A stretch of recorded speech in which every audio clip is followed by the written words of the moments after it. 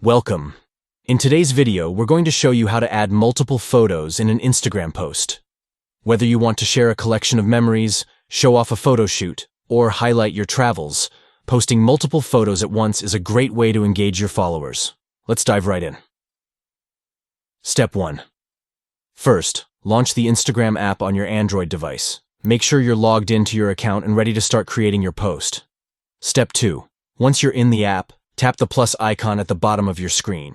This will open the options for creating a new post. At the bottom left, select Post. Step 3. Now, tap the icon that looks like two overlapping photos. This is the Select Multiple option. It's the perfect tool for picking more than one image to include in your post. Step 4. After selecting Select Multiple, go ahead and choose up to 10 photos from your gallery.